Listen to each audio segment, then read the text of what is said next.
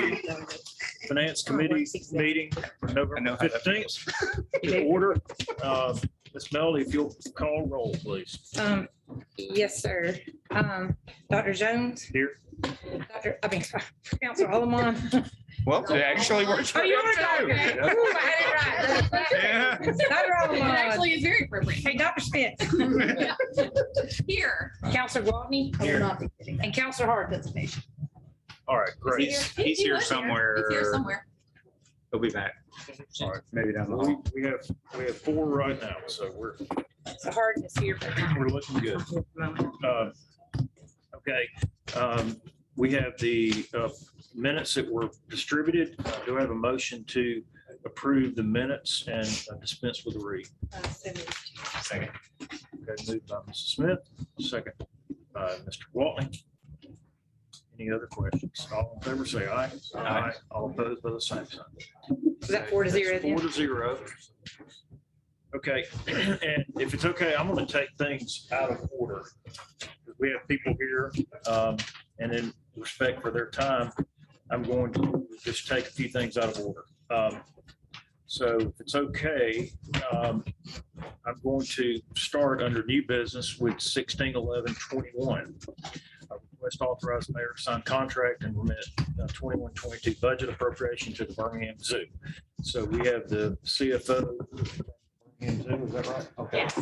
Hi. Welcome. Thank Welcome. you. And it's my fault that it's not here. Okay. Start off with that. And the reason, I was reading the contract, others can chime in, but we're excited to support you. But we've never gotten any type of report from the zoo in terms of, what the benefits are to Homewood. And then also within the contract is a establishment of a Homewood Day where people from Homewood can come in. That's part of the contract. And I don't think we've ever done that either. Yeah, usually that's a back and forth between the city and the zoo on what day they would like to have something of that kind. Well, can you be more proactive, I guess, in terms of coming up, maybe working with Ms. Salter to come up with a date that would work? You have my email address, don't you, Melody dot Salter? Tell me your name again. I'm Jenny Whitman. Okay. So I want to preface all that with, well, I've already said my remarks, but I fully support the zoo. I just wanted to Yes. to And, see if you had anything you wanted to. well, and probably part of it is when y'all were supporting us at the $25,000 level, a Homewood Day is more appropriate. When you're supporting at the $10,000 level, because y'all have to understand, Homewood is one of our largest municipalities that supports the Birmingham Zoo, both in attendance and membership. So we know we have a ton of support from the Homewood residents. So if we do a Homewood Day, which would include Homewood residents getting them for free, the $10,000 level doesn't get that many people. And so that would be one of those things where we would have to talk about expectations of how many shifts, free, discounted, or is it truly a free? Because when we look at those type of arrangements, sometimes we're giving more than what we are receiving. So, if you're looking Okay. at a Well, the current 70-95. contract that I've read has the Homewood Day. So you're saying we need to take that out? I think we need to have a conversation about it because our original agreement, when the city of Homewood started to support the zoo again a couple of years ago, we were at that $25,000 level. Yeah, I think it got reduced in 20 because of the pandemic. Yes, I think it was reduced It got last year with reduced, the not this year, but last year because of the pandemic. It had been at 25,000 and then it got reduced. to Okay. 10. That is Well- correct. So I'm not saying no, I think it needs to be a conversation of what does the Homewood Day look like? Is it a $5 admission? Is it a free admission? So, we don't want it to be where we're not shortchanging you on the investment that you're making in the zoo. In turn, we don't want it to be, a negative consequence to our overall operations if, there's 1,000 Homewood residents show up and then we're giving away around $18,000 worth of free admission. I guess we missed it when we were doing the 25 because we were supposed to get, I guess we didn't know we were supposed to get with y'all and I didn't realize that we Okay, well, didn't then do it. we're kind of off topic here because I mean, this is really just for the mayor to sign the contract that I read, which had that, so. We just need to change it. But so does the verbiage say, it just says a Homewood day, or does it? Yeah, define it what has the a Homewood day and then a in there? provided report to the city as to what the benefits are to the residents. So, And so then it is left very kind of vague on what the Homewood day structure is like. And I think that's probably where we would like. to have somebody had the clarity. contract. I thought I printed it. I can go across my office and print it out. Have it with me. And I mean, I'm glad that you're here to kind of talk with her. And Mr. Harden's here as well, so we have. Are there any questions from the committee? You make a print it across. the- No, but I think we do need to make it clear so we know and they know what we're after.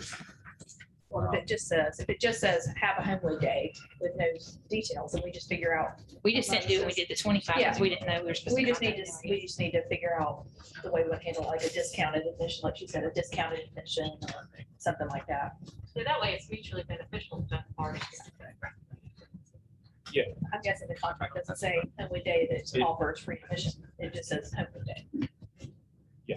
Yeah, so we can. We could happen to be employee appreciation and see or something like that. I can get printed. I don't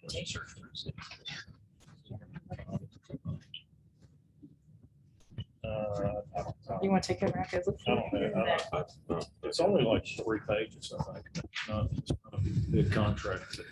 Okay, well, any other questions or anything I else? mean, you can table me for a little while y'all get that and we can double back. I mean, I have time if y'all have the time. Or we can follow up in a phone conversation. And had you met with the mayor during the budget here? No, we did not do the budget here. I reached out, I believe, to Jennifer to see where we were in the process and didn't really get any follow-up on. We need to have a follow-up meeting with the mayor during the budget process. Well, I'll give you my opinion, and that is, I say we go ahead and authorize it, and have the mayor negotiate the terms of the contract, sign it. That's what typically happens, and there was a little bit of confusion on my part, because we didn't have a Homewood day last year, and it was in the contract, so it's still in the contract. So, if you can negotiate that with the mayor, I think that would suffice, or that would be okay with me. You want to? I'll make a motion. Okay, so the motion is to authorize the mayor to sign the contract and negotiate terms for the budget appropriation. Okay. Mr. Harden, No, I think it was in. second, okay. Well, Well, Yeah. okay, so it's been motion seconded. Any other discussions, any questions? Okay, all in favor, say aye. Aye. All opposed by the same sign. That's 5-0. That passes. I think Ms. Whitman, if you want, like when you're doing the budget next year, we usually start working on it in June. You can find Robert and me both, he's finance director, city clerk. We can make sure the mayor gets your request to, not that Ms. Sanders can't, but I was just saying, we're usually up here from can to can't for most of the summer, just if you want to. Yes, and then I'll follow up with you this, we'll see what we can get hashed out for this spring. The spring is one of the best days. Okay. All right, great. Okay, thank you so much. You're welcome. Okay, so that's 16/11/21, and then we have the chamber with this drone here, 15/11/21. Here are updates from the Chamber of Commerce. Hello, everyone. I've printed off a few reports for you. There's really only two large projects I really want to kind of focus on tonight. Just some quick updates. We are back up to over 500 members right now, about 509. Counting today, we're at 26. Our last one is scheduled for December the 6th. That's at 2019 pre-pandemic levels, which I feel really great about.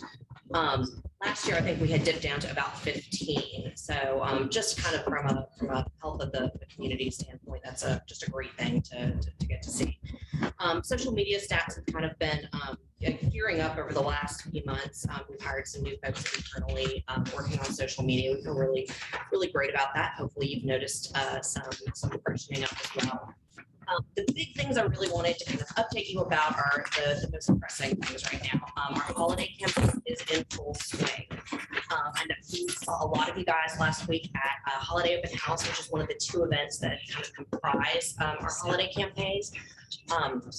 Really, the foot traffic was fantastic. I think a lot of the businesses were really, really pleased. One of the biggest changes this year is that there's a lot of shopping going on at Holiday Open House. Well, Typically, that's what we want. that's what we want. We want the sales tax revenue, which means that people are shopping a little bit earlier this year, which I think everybody kind of has noticed.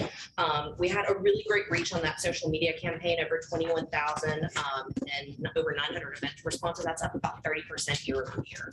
So overall strength, I think, of that event, it shows kind of its value to the community. And then, of course, the Christmas parade and star lighting coming up on December the 7th. You'll see some social media events going through, and then also a lot of advertisements. We really pushed some advertisements, both on social media throughout the holiday season to a full 6 weeks. We're really, really focused this year, of course, on the sales tax revenue. A lot of the things we've done year over year, commercials on CBS 42, ads in the Homewood Star. We have a program we started last year with Birmingham Mountain Radio. So here's some advertisements there as well. Of course, Facebook and Instagram. The biggest change this year is geofencing. We've never done this before. It's kind of a new project for us. We're testing it out. So one of the great things about geofencing is we can pick some of our competitor districts that we feel like we might have to be having some leakage with on our shopping and our sales tax revenue, and push ads specifically towards those shoppers. So we're really looking at the Summit, at Mount Vernon Village, those kind of places to target those advertisements a little bit better. Great thing about this is kind of what that segues into is the next big project we're working on, which is the World Games. We know they're coming. We've kind of got our advertisement that we've been working on with the city in kind of two different silos. One is going to be the folks that are planning their trips to Birmingham really in the next few months, focusing on pushing some Google ads towards people that are searching those hotel rooms. And then kind of the second phase of our plans for this is instituting kind of a big geofencing push towards folks once they get here as well. We want them to shop while they're here. We want them to stay here as well, but it's almost like two separate campaigns there. Part of all of this, we're putting together a business district map. We have a street map we've been doing for years, but this is going to be a really great asset to our business community. That's going to be kind of a rip out thing that we can place strategically at the CBB, at Crossplex, up at the BJCC, where a lot of the guests are going to be going to events. Again, with that geofencing, we're going to have a lot more for a little bit shorter of a time. So look at geofencing places like the BJCC, Lakeshore Foundation, Crossplex, Birmingham Southern, any places where a lot of the events are being held, so we can push to get those guests to come shop here while they're here. We're working with Focus Creative on putting together a video that we can use on our website, your website, and in any Google ads as well. And we're going to increase some of the guides we put together this year and place them strategically at those places as well. And then, of course, one of the great suggestions we got was kind of putting together some link tree and some Facebook interactive ads as well that we haven't done before. So we're really looking forward to both of these projects. I'll be back probably in January or February with a lot of the holiday campaign final numbers for you, so you can see what those look like and the millions of impressions that we've got to hopefully drive some sales tax revenue to this thing. Any questions off the bat? Have you seen any outcomes already with the geofencing? Not yet. The biggest, though, the Facebook or the holiday campaign geofencing really got kind of kicked off the week of Holiday Open House. We haven't seen the specific numbers yet. I haven't gotten any information yet from our folks that track like cell phone pays and things like that for us. But hopefully we'll get some foot traffic numbers on that. Yeah, things still pretty good. All of our ads over the past 6 months have gotten a lot more targeted based on where we're pushing them to, depending on the event that we're doing. If we're trying to get outside sales tax revenue, if we're trying to focus just on Homewood residents for a community event, we've been really able to kind of drill down on that. I think really use some dollars wisely. Thank you guys for letting me come today. I appreciate it. We appreciate you reporting to us kind of all the great things that are going on. That event that night was really successful. We have a lot of great feedback from it. And some of our new businesses that had never gotten to participate in it before, businesses that have come in the last 2 years were very, very pleased. Wonderful. Do we need to make a motion to approve the Yes. report? Okay. So To accept. Moved by Mrs. Smith, second. Any other questions? All in favor, say aye. Aye. All opposed by the same sign, 5-0 to accept the report. Okay, great. Next, let me go to the to old business 020521. We have representatives here from Train. To consider replacement of train chiller for City Hall building. So we had several questions that went back today, and I appreciate you being here. we got Did you Dan. have any? No, I mean, Can you tell me for the record who this is? it's Dan Shabo and Duncan Asbury, Facial shadow. SHADO. These are, Duncan Asbury. thank you. So Berkeley and I have met with Dan and Duncan a lot. This goes back several years when we were talking about a more extensive energy plan for the city. And we have honed that in on the chiller that is here at City Hall. It is, and I'm not exaggerating, on its very, very last legs. It is inefficient. It is a dinosaur. That's probably the best word you could use to describe the chiller. It is a dinosaur. I have not looked at bills for the last couple of quarters, but Walter can probably back me up when I say that the power bill for this building is out of control, maybe is a little bit of a term. Well, we had an event at River Hall this past week that was very important, and I got a person from the president saying, can we build a fire down here? Yeah, it was freezing. So cool. Yeah, it runs in the neighborhood of about $25,000 a month. We had to take little baby It's cakes. to try to make 17 it- years old. Yeah, it's 17 years old, so way past what the normal lifespan of a chiller would be, especially in the environment that this is. We also don't have any control systems in this building allowing us to shut heat off in certain sections, like, for a long time, there was a floor like that was unoccupied. Could turn off the power there because we don't have that kind of capabilities with the system that we currently have. So everything is either on or off, and there's no ability to zone things or regulate things very well. So that led us to kind of target that as our focus for this project. And Dan and Duncan can talk to us about the variety of ways that this can happen and all of the various ins and outs of what's gonna occur with this project. And I know that Andy and Walter both sent questions today that I believe Duncan addressed, and now he can address them to everybody. Y'all just come on up and fill us in. It's the same thing.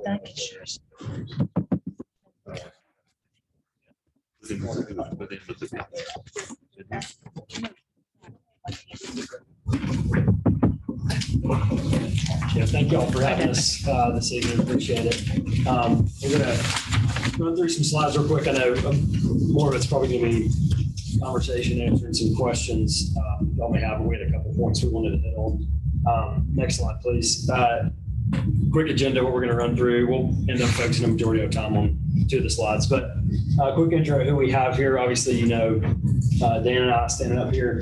Going to go through the scope a little more. I'd be remiss if I didn't say from the get-go. I think we probably haven't done a great job of saying what the scope actually is. We've been honing on chiller project, chiller replacement. There's a little bit more to it, so we'll go into that. Review the cash flow that y'all have seen. Talk a little bit more about what's in it for Homewood, what y'all stand to gain from doing it, procurement options, and then go through some history and the next steps, and then we'll have some conversations on questions. So next slide, please. So Dan and I are obviously here. I'm an account manager with Train here at the Birmingham office. Dan is what we call a project developer, specializes in energy projects like this. Jonathan Stewart's with us also, project developer, and then Stan Kirkley, he's the contracting manager for Train for the state of Alabama. So next slide. Yeah, talking about the scope here, this is a better picture of what we have. So the chiller is certainly a part of it, certainly a big part of it. But what ails y'all mostly, like Barry's mentioned, is the energy spend of the building. And where a bulk of those savings come from is doing upgrading the control system of the building and recommissioning all what's called a variable air volume box or VAV boxes. So one or two probably serving most spaces. That's what allows you to, like Jerry said, zone the area. And We have VAV boxes here in this building right, right now. right, We VAVs. do have them, You do. and they're not working if the way, what I'm hearing is they're not working. Right. So the The control VAV system. box usually is a zone where you get it, okay, so we paid for them, they just don't work. Worked at one time. They did. Many years ago. We worked closely. You guys know Lee here in the building. We did a pretty extensive survey of the VAV boxes throughout the building, and big part of our plan is not just to apply new controls to those boxes, but to recommission all of the boxes in the entire HVAC system to make everything work the way it's designed. Are you increasing zones on each floor? We will work with the city to see if the zoning needs to be different, but right now, the plan is to keep the number of VAV boxes about the same, but if there's specific needs, we can rezone. And so going along with that, an upgraded or updated mechanical, electrical, plumbing package in there from a design engineer stamped, reviewing, like you mentioned, like we kind of hinted at, if any system changes need to be made, those will be addressed, and a true recommissioning upgrade of the HVAC system, both the mechanical and the control side. So along with that, we also have replacement two energy recovery units. These, for all intents and purposes, deliver outside air to the building, which is obviously important with I'm concerned in air quality. Adding a couple ductless split systems, which are basically, they serve electrical rooms, server rooms. Currently don't have anything serving those rooms, so it's a way to protect electrical equipment and data equipment in those rooms. And then installation of UV lighting and bipolar ionization. That helps keep your air handlers clean. I'm sure a lot of y'all know your house. You got condensation that will build up in the coil and it can get gross. So that's a way to keep those coils clean, improve the air quality in the building. And then again, commissioning up the building on the air side and the water side. So just really tuning everything up, upgrading it, bringing it up to the current energy level, righting all the wrongs that have been done by the current system. What does it mean by commissioning? So balancing airflows, checking boxes, making sure things are operating how they should, dampers, actually, all the miscellaneous bits and bots acting how they need to. You've got a lot, for example, you're asking great questions. You have a lot of your boxes have reheat, electric reheat. We found a lot of the contactors, a lot of your contactors are bad. Some of your elements are bad. So it's going through it every box and doing what you call functional performance testing and correcting the problems that you have with each box. To complement what Barry said, one of the things we found is, Barry mentioned your energy bill, but one of the things that's contributing to that, you're doing a lot of simultaneous cooling and heating, delivering too much cold air and then reheating it, and then at the space next door, you'll have one box working against another box, one box trying to cool, one box trying to heat. So we want to try to test everything and bring it back to the way it was designed to work. We have when they were, like my office will be freezing, and then the conference room, you can't, it's like a sauna in there. It's like it's a whatever they're competing with each other. They do, and on the average, I guess somewhere in the middle, it's fine, but it takes, you have two uncomfortable occupants, if you will, and then you have a lot of energy being spent to get there. Yeah, we say you're either in heaven or hell. You're either in Antarctica, because there's no happy medium. Well, I want to get, I wish sometimes the temperature could be purgatory, but it doesn't seem to be that way. But, And can I go into the questions? Yeah, of course. Absolutely. We got a presentation a while back, and I don't think there's anybody on finance or on the council that disagrees with everything you're talking about. It's really, to me, it's just about the vehicle upon how we do that. And what I'm looking for is to do everything on this page, page 4. What is the one-time cost? And what is the any type of ongoing cost? To replace everything, to replace the chiller, and then any type of ongoing maintenance cost. That's what I want. I do not want to finance this. We're in a great situation with ARPA money that we're able to pay for this. We want a And- discount. And so we don't want to, I mean, this is just my opinion. Other people on the committee might want to do this financing, but I do not want to do the financing. I want to determine what is the one-time cost for the system and then what is the ongoing maintenance cost. Sure. Is there a way? Sure. You did correct. No, I'm ready to address. Okay. So at the previous meeting, we presented the cost to you. We were at, for the whole project, total, all in, I think the number was about 1.55 million. We worked with our installation partners as well as our own team to find some ways, for example, on the roof. I'm going to get to your answer is actually right there in front of you, but I can barely read it. well, actually, it's the previous page. Especially for the. Oh, okay. So we're not gonna have to do as much work on the partitions as we thought once we started really doing our dimensional layout work. So the first cost of the project was 1.477 million. And as far as the ongoing service costs go, that's actually Homewood's choice. So what we've offered for I think it's 23,000 and change per year, starting first year. We've offered mechanical service on the chiller. We've offered building automation service on the new control system, which would include quarterly as well as annual checks to make sure that it's working the way that it should work to save energy. And then finally, if you go with a guaranteed energy performance contract, we've offered measurement verification, which is required by the state for performance, the performance guarantee.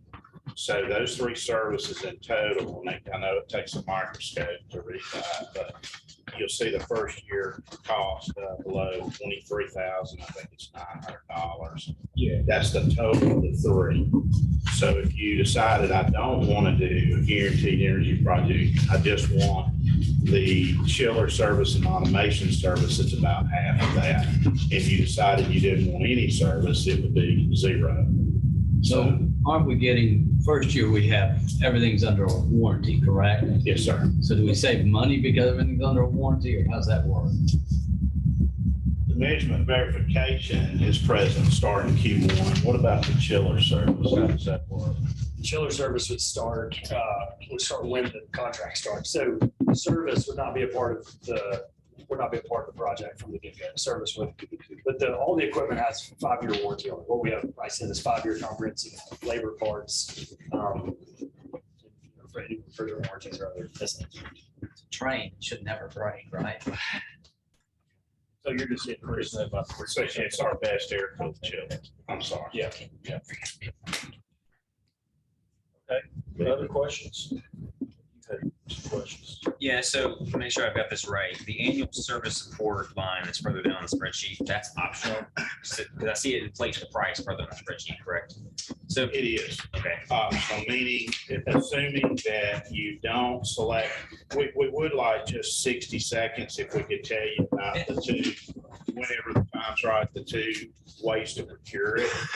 Because if you use the guaranteed energy performance contract, the state does require the measurement verification, which is about half of that service number. So the mechanical and control service is totally optional. We think it's valuable, but it's your, call. so if we do decide to include that, what I was asking in the email was about the service level agreements, like we call you, I know a lot of it will be basically operational work that's pre-scheduled. But if there's a performance issue with the system, Melanie, that's Melanie. Melody's office is too cold and she needs someone to come look at it.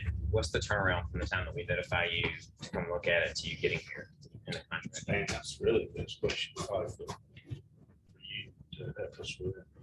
I mean, you know, service from a call like that, service should be turned around fairly quickly, you know, that day. Okay. Is it, but it's not documented in the contract? Is it in the contract? Let me express my concern. I just didn't want it to get into a situation where we're 10 years in the line and we call in and say, we've got a problem with the system. Y'all don't show up for a month. I know today, I deal with service industry folks a lot of times and I get phone calls from people going, hey, so-and-so won't come do this. Can you?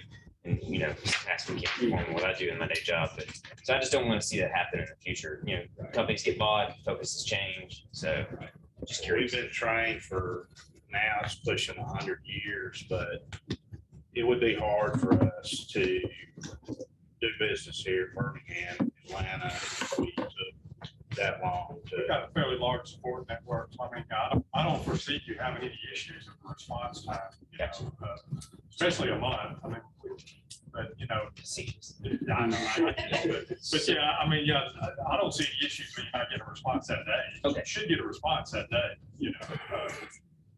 Yeah, that was my main concern. So I just was curious, you know, a lot of times contracts come with the service level agreement saying, hey, within 2 days at a minimum, we'll respond in 1 day, 2 days will be on site.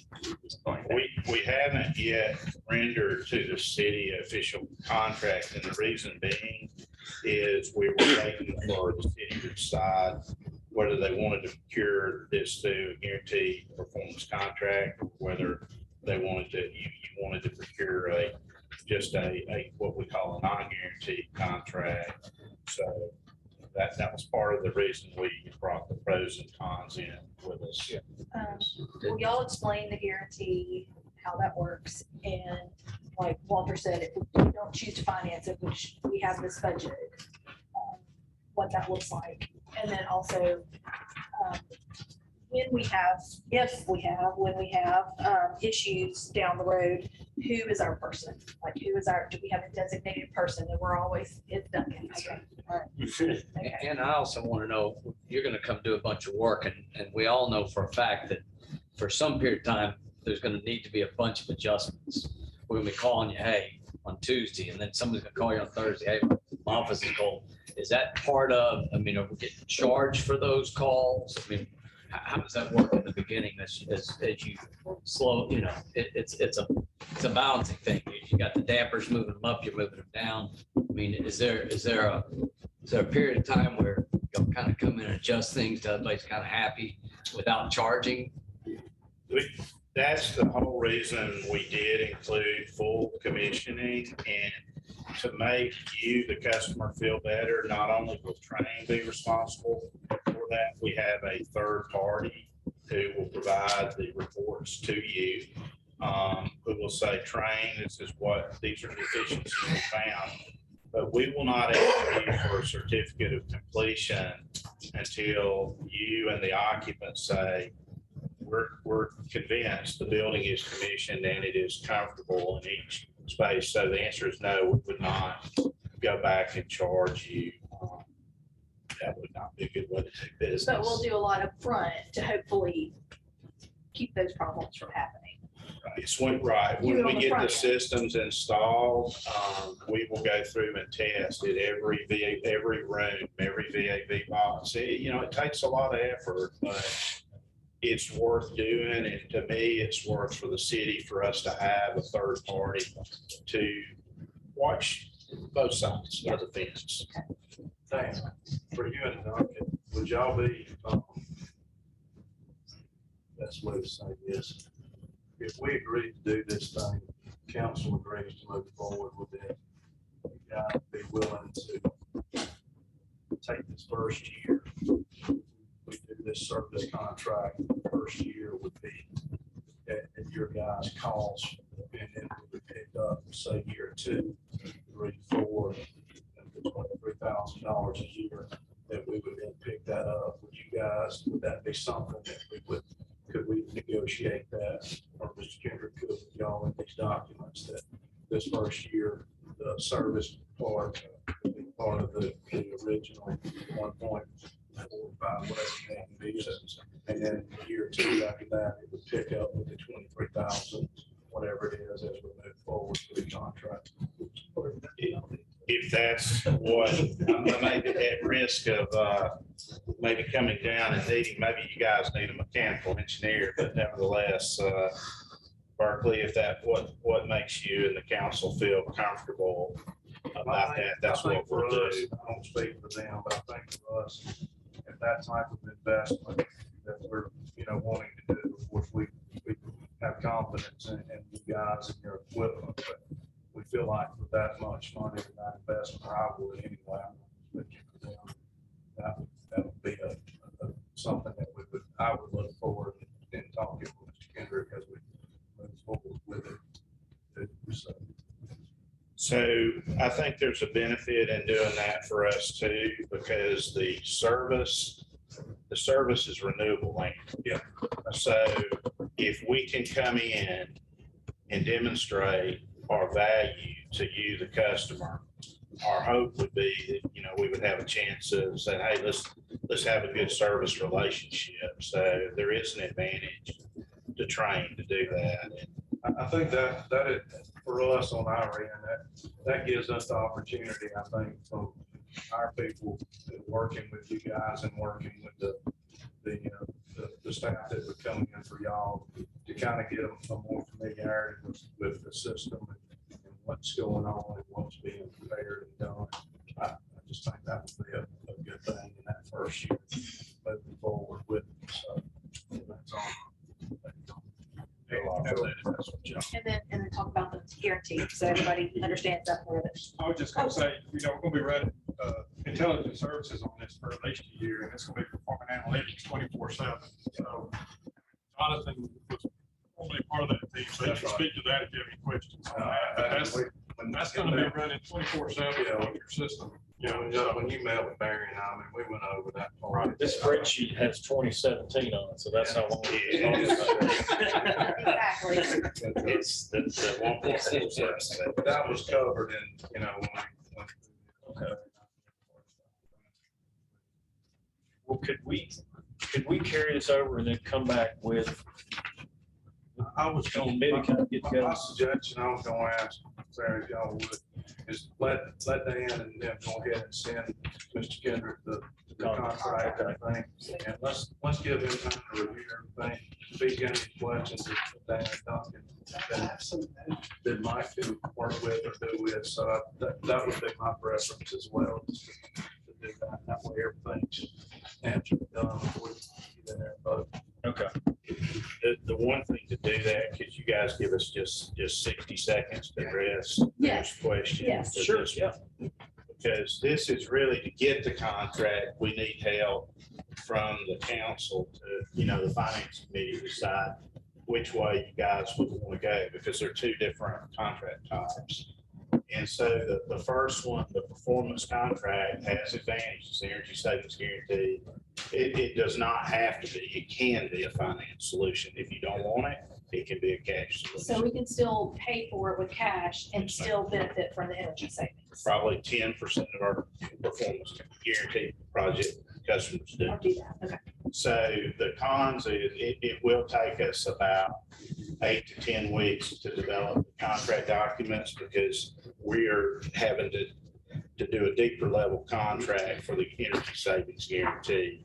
So the disadvantage of that, Duncan, I'll talk to you about that. And finally, I think I was asked about the service. Well, the state of Alabama requires us to perform measurement verification. So about half of that 24,000 a year would be a requirement for that energy. So it's a financial, And is that is that a one-time thing, or is that every single year the measurements have to be certified? every year, as long as you decide to keep the guarantee in force. Okay, gotcha. So those are the disadvantages, and he'll talk to you about the advantages. The problem we have now is long lead times and the coupons next year for insurance. So And that's really what it is. So commercially looking at a non-guaranteed project, just like a typical, any kind of upgrade, you're gonna have, it's just gonna be quicker. We could turn a contract like that around in a week or two. You know, you go ahead and lock in, you know, manufacturing lead times. You avoid any, I mean, I don't know what's gonna happen with lead times or inflation or materials or what. So that's the biggest pro. And then the con to that is you don't have guaranteed energy savings. We wouldn't even be here if there weren't gonna be energy savings in it. We have the M&V there because, you know, we have to. We're financially liable if you don't meet that. But I mean, the energy savings are in this building if we do the upgrades. So Is this a saving from what we're spending now, that's easy? correct. I mean, we're really 3 times. It would be hard Yeah. not to save any money. I mean, We're we're just gonna 3 save, we're gonna times. save some money. We need to start over. Yeah, It's about $2 a foot. turn the lights off. It's a lot of money. Yeah, I mean, it should be 2 and it's 5. Guaranteed, obviously. Here's your preference for I just- non-guaranteed. We're happy though to offer either. We just wanted to make y'all aware that if you go down the guaranteed route, by the time the chiller, we could get the chiller here, it'd probably be midsummer versus the other route. We think we could get the design done and the chiller procured and installed by the beginning, you know, toward the beginning of the cooling season. That's really where it is. Okay, yeah, I mean, I will say this, I think we all know, those of us who had the pleasure of looking at the chiller, that thing is. Dude, we die anytime. So I think the faster we can get a new one in here. I ain't jinxing nothing. I'm not jinxing. They have to hold on a little bit longer. It made it through the summer, so I was excited about that. I think I'm kind of with Walter at this point, just based on quickness of getting it started and getting it done. I would probably lean toward the non-guaranteed. And like you said, we're gonna have energy savings. If we don't have energy savings, something has drastically gone wrong.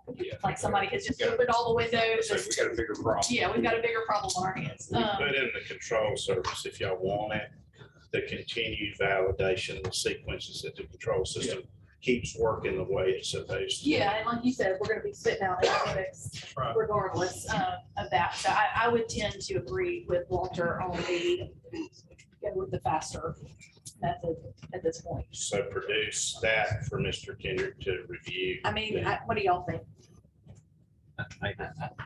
Yeah, I'm still trying to make sure I understand that, but if you don't save us money, that's something, as they say, it's wrong. So is there any reason to be doing that performance contract? I don't quite, I'm not sure. It's just your You're savings guaranteeing are a guaranteed. specific amount of savings. Yes, like they tell you, you're guaranteed to save this much, and then what is And what if they don't happens if meet they that, don't? then they, Yeah. Yes, they're on the hook for it. yeah, so that's the difference. Insurance. Yeah, It it could is. be, you could say that. Basically, just to be clear, ESCOs by law, both federal and state statute can guarantee the energy units, say the kilowatt hours. Right. But we cannot guarantee, you know, $157,000 because rates go up and rates go down. Well, rates usually. Not in my experience. Occasionally. Which means though, it's more advantageous, I hate to say it this way, but more advantageous to the customer because your offset, dollar offset gets greater as rates go up. You know, if you save so many kilowatt hours and the rates 5 years from now are higher, you're saving more dollars than you were in year 0, Yeah. year 1. So, but anyway, we are happy to go either way. It does take us longer and there is an M&V contract. I would say, if everybody on the committee is cool with it, and whoever else wants to chime in, if y'all could go ahead and work up the contract with the non-guaranteed version, because I think that's gonna get us started sooner. If you change your mind, we can. And then if you can work in, if you could work in the part about what Berkeley said about the first year of service being kind of, that fee being waived for the first year, like you said, to kind of get us all so that we can figure out that y'all are super valuable and helpful in getting that done. You'll give me a good reference in case I'm having to. Exactly, exactly. And Mr. Kendrick, did you have anything? Yeah, how do we get rid of the bid law if it's not guaranteed? That's really one of the better questions, I think, of the day, Mr. Henry. I got So another question. The next one might be even better. Maybe better. that's, if performance contract, that's fairly easy due to the state bill. and the procurement that's allowed for municipalities, public governments in a guaranteed performance contract. However, with the turnkey or the non-guaranteed project, I really have to refer that back to the city to ask you if, you know, a lot of our municipalities, when we have major equipment failures, they issue an emergency declaration. That just means you don't have to advertise. Yeah. Still got to bid it. You still have to bid it. Yeah, 'cause we just did that with a regular. So that's makes it a little more interesting, I think, you know. Second question, Second question. is all the energy savings projects I've ever dealt with, from a standpoint, have been a result of an RFP response. I think that's what the Texas regulations require. Yeah, an RFP. My understanding was back in was it 18? No, it was 2016. 50. Yeah, it was either 2016 or 2015. Yeah, I'm not sure how responsive that is. 'Cause it responded primarily then to lighting issues. Well, no, it was the chiller also.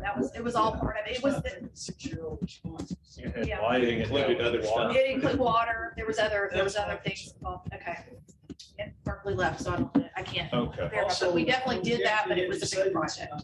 It's only good as long as you buy the service contract. Right, right. You don't buy that, then the savings.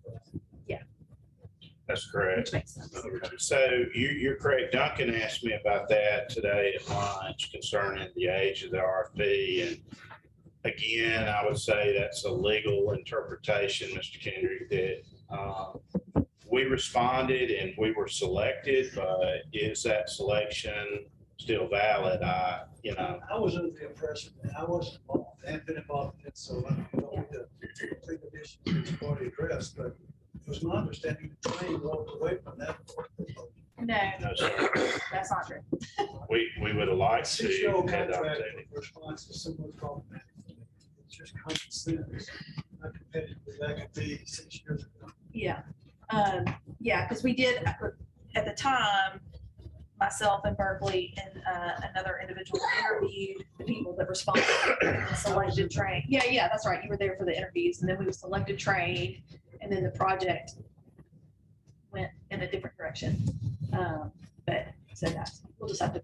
Okay, so we need to carry it over to work through this, so, Berkeley comes back now. Sorry. Yeah. You missed all the fun, Berkeley.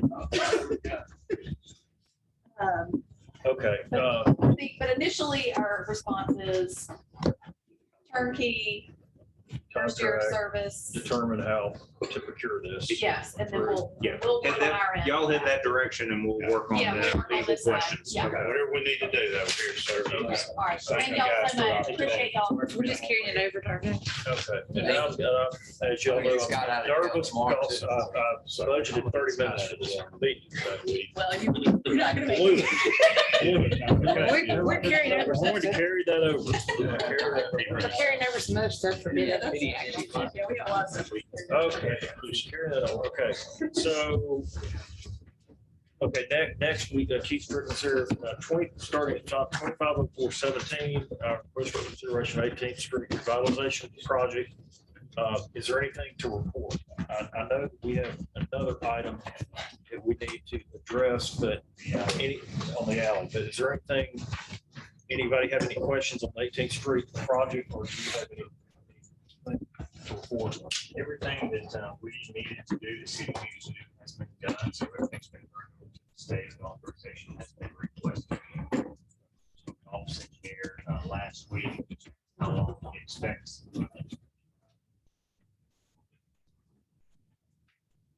Still thinks it will take 2 weeks. We expect certain holidays to get turned around, so I would say right now, my best guess is we'll probably receive authorization sometime in December. So could come this week. Yes, I want to say December. And as soon as, I'm sorry, as soon as we get that, then we've already authorized the mayor to set a bid date. So that's all we're waiting on. As soon as that happens, then the mayor can set the bid date and it can be advertised to go. That's correct. As soon as we get that letter, I'll get with Kel, we'll be able to get the bid date and start advertising. Okay, that's correct. Okay, perfect. sit down. So we're gonna carry over 250417. We're gonna go to the last item, 251021. Bid opening at November 12th, at 2:01, the old Montgomery Highway project. Okay, report from Mr. Smith on that one. There you are. Okay, so the recommendation here is that we accept the sole bidder. Sorry. Reject the sole bid. He's going to negotiate with the contract. Yeah, so give me your recommendation. I'm sorry. Thank you, Council Jones. We had one bidder last Friday. The amount of $423,047.50. And it was done construction. We had a couple of contractors earlier in the week call and say that they intended to bid, but their subs couldn't get it worked out and they couldn't start when we wanted them to. And that's just kind of the market that we're in right now. Done feels like they can start about 3 weeks from now. So since we only had one bidder, we can reject the bid and negotiate with Don. And I'm pretty sure after my conversation with Greg today that we can get them to come off about $10,000. And how far above budget is this number? Okay, that's good. So it's 73,000. 73,000. Okay. 73. We have to raise 15 in there. Right, yeah, okay, so 73,000 over. Right, But you feel like they're gonna come, so get it down to about 413-ish? that's right. Okay. 4. I would ask that we approve the mayor to sign a contract up to 414,000. Okay. And the money over the budget, over 350,000 would come from the Griffin Creek dredge account. From Griffin Creek Dredge to Old Montgomery Highway. Amend the budget with that transfer from to, with an additional, well, up to 400, will that be 64,000 in that budget amendment? And reject and negotiate with Dunn Construction for up to 414,000. Yes. But I assume in this scenario, we need to go ahead and have the mayor sign the contract for the no more than 414, Yes. so that when you get that worked out, we can sign it and go. So then Okay. come back to us. Well, then I would make that motion. Okay. So So, Kale, is that 3 weeks from when the contract signed, 3 weeks from when? They are, I mean, so 2 weeks puts us into Thanksgiving and they know they can't start that or they won't start that week. Yeah. They want to start the week after. So they're gonna, I mean, after tonight, they'll go ahead and get. And can I ask, just out of, I assume, are they gonna start at the bottom? Work their way up, is that the plan? Or will we know that more when we get the contract from them? So they're not gonna, what do you mean, start at the bottom? Like start down, down by Where's the the high project school? start? Yeah, where are they gonna start? with the No, building? so this is only for the repair where the road is washed out. Oh, okay, so so we won't be doing. The from- resurface, we won't, so as a part of the bid, we also did the mill and overlay the entire road, and that came in at $80,000 over that. Talked to Berkeley today about it, and we recommend not accepting that at alternate because he can negotiate next year. Let us, because I think Get the fix. with our thing, we can negotiate a lower price on that Okay, outside of the scope of that work. and maybe the world won't be so crazy Yeah. at that point. But to answer your question, what they're doing is gonna take that water and basically do what it should have been done originally, but it's really not. Say it's gonna start right there where it's. It's gonna be the part where it's washed out.